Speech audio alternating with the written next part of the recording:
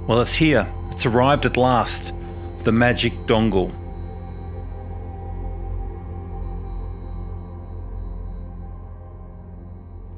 For a while now I've been reading about this dongle, which seems to have almost magical properties, according to the people that have bought it and fitted it on their 690s or 701s. So I decided to do a bit of research. The brains behind Fuel Talk is a guy called Rex Fleiter, who apparently was quite the racer in his day, and he moved on to become a bit of a bike whisperer, and he was pretty good at tuning carbs apparently, and he's now applied his craft to mapping ECUs. So I gave Rex a call and he explained to me what his dongle is all about. I did, obviously, for a lot of years, grew up, rode enduro, raced a lot of local stuff, then got in and rode, I think 4 days in a row, and thought, wow, let's have a go at the 6 day, did that. Got to meet some wonderful characters like Jeff Ballard and that in the process of 6 day stuff, come home and was always interested in making my bike run better, go better, to see if I could beat some of the other guys at different races. And when no one could sort of offer the help in tuning, or one of my mates said, you're going to have to learn how to do it yourself. Just start changing needles and jets in a carburetor and see what happens. And through passion, that's just grown from there into what formally become Fuel Talk probably about 2014. But I've been playing this stuff since really the late 80s, early 90s for my brother, my mates of my brother, and away it went from there. I don't have a dyno, and a dyno is a very good tool, I think, to get some starting points or to get some horsepower numbers and that sort of thing. I've never had really much access to one, but from years it was just like, let's try that different needle setting, jet setting, see how it goes and ride the thing. And if it feels better, that's the first thing. If you can actually beat people, get a whole shot of a race, last longer in an enduro, all those sort of things makes an overall better motorcycle. It's not just about peak horsepower, which a lot of times that's what you get on a dyno. Got it. Overall, a lot of times the peak horsepower probably isn't a lot different, but the build or the torque of the horsepower through the rev range and the torque hits, which for you and I make a bike easier and smoother to ride. But yeah, most of the guys just want to ride their bike, want to make it maybe go better.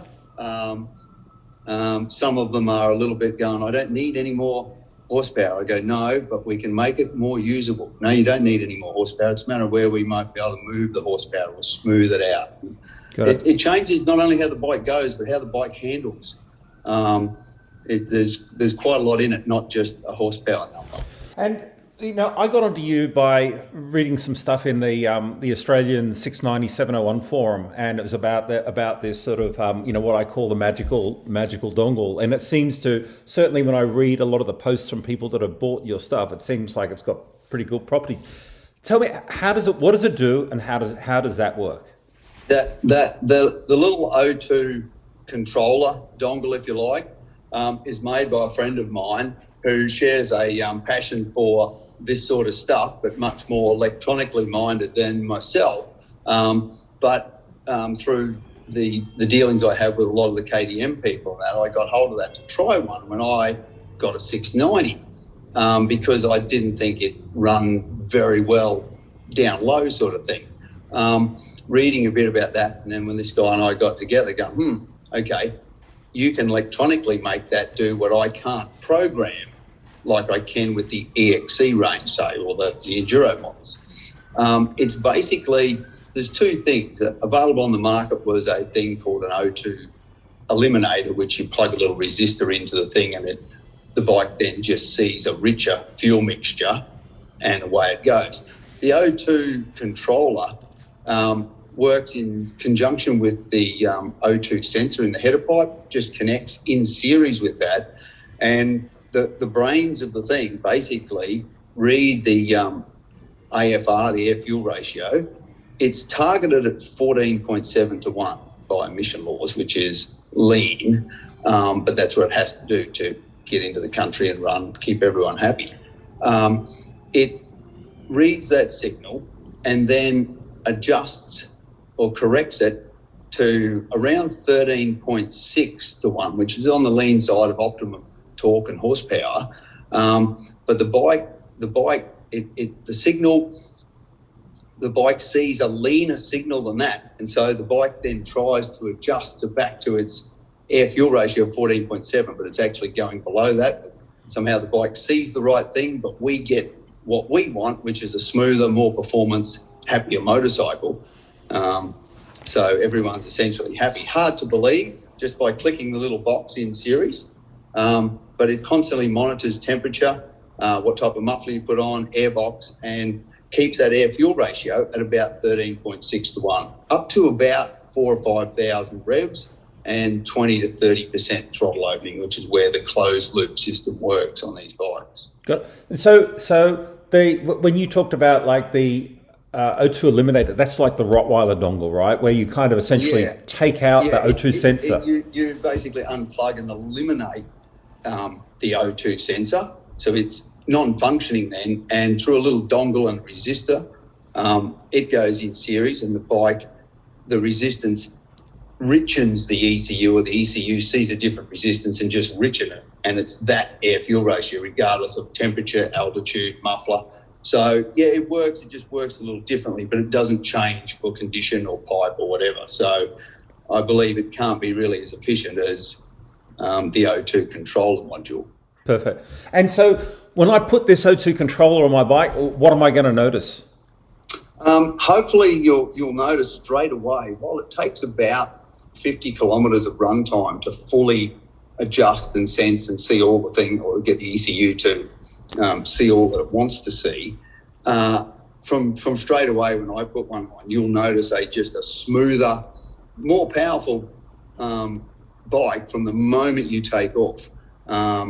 Most of the time on the 690, 701, it's seldom that you're above 5,000 revs and 40% throttle. So in that area where we're talking, it's a much smoother, stronger motorcycle. You'll find it'll actually want to run like a big bore motorcycle without having to give it too many revs to take off, and away it goes. And it's grin factor. I often say to people, the only problem you'll have after I've touched one of your bikes is keeping your goggles on. You'll be grinning that much. And that's sort of what this little thing does to the 690 and the 701. It just lets her breathe and try and attain the horsepower that the motor was built for, rather than be hamstrung by the emission laws. So I was pretty excited to give this thing a try.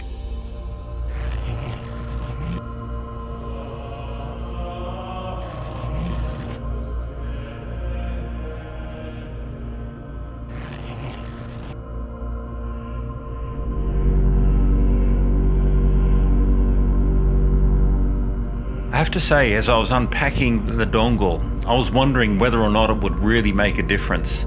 But then I received this text message from my mate Nick, who also bought one at the same time and fitted it yesterday.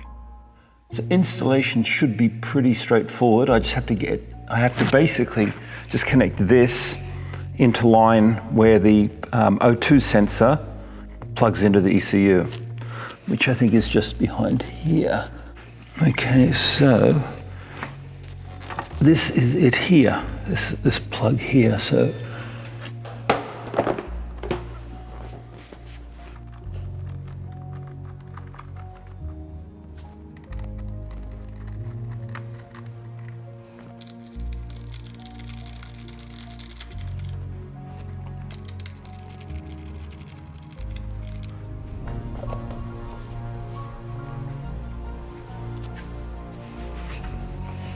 okay, so this is my cruise control computer. Most of you will not have that. I'm going to see if I can just snip this cable tie here.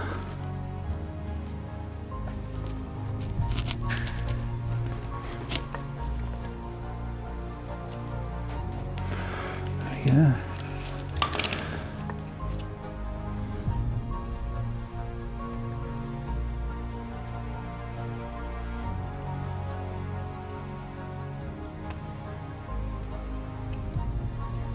There we go. Okay. So now the dongle should just plug into there. and into there. Okay. And then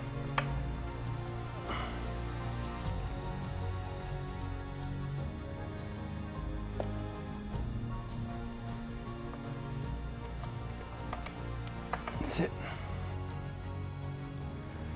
So that's it. It's installed. Now I just got to tidy that up, the cable ties. Okay, so here's the finished installation. It's in there pretty neatly, pretty tight. I think now it's time to give it a try. Okay, well, let's see whether or not this baby works with his fuel dongle.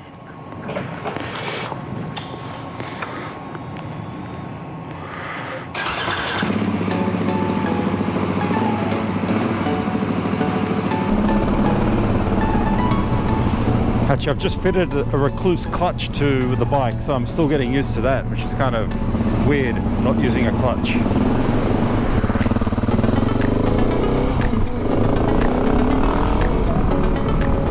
It certainly feels like it's got more pickup down low, that's for sure.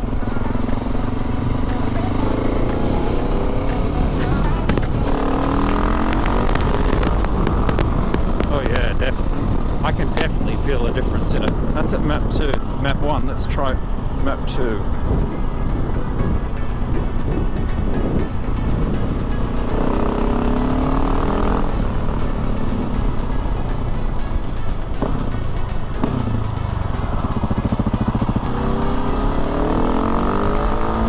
Oh yeah.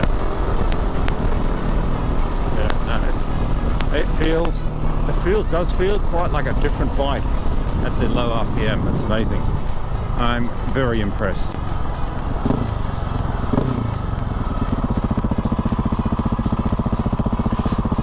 Well done, Rex. I think you've done an awesome job. I'm very happy with this purchase.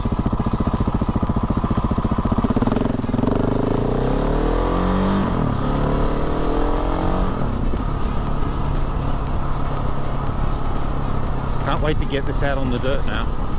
Come on, Gladys, lift our lockdown. I hope you found this useful.